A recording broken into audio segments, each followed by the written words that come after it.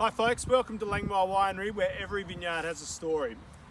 And this vineyard has a remarkable story. These vines inspired this wine, the Langmore Orphan Shiraz, and this was our father's favourite Shiraz.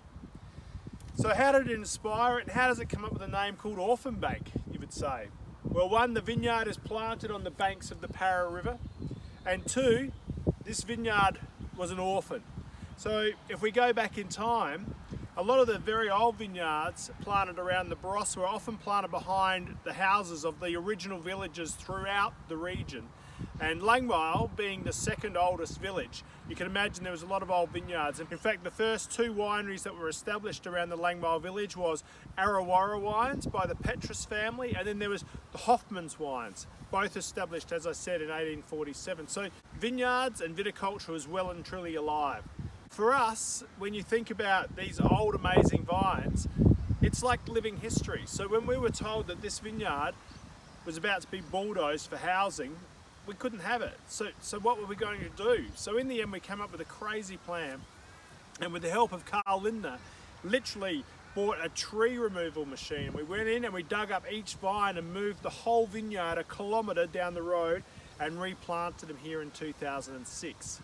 So as you can imagine, we couldn't take 140 years of like root zone with us, but we could take a big root ball and we could give them a second chance of life. So this is why this has inspired this wine, and why the Orphan Bank Shiraz is actually a blend of old vines that we find throughout the region of the Barossa.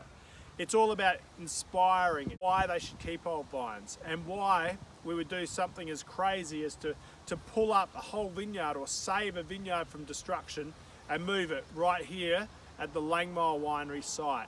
So when you come to Langmore, you can see this vineyard. So let's have a look at this Orphan Bank. Oh, it's got this lovely sort of cedary, sort of nearly like pencil shavings on the nose. It's telling me that Paul's using some mighty fine French oak.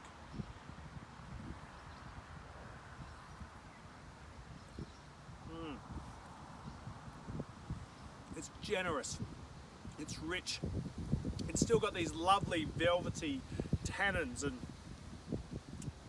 the flavour just tends to go on. The length is amazing, and then like a lot of my brother's wines, this awesome acidity which just sort of brings it all together and just balances it out.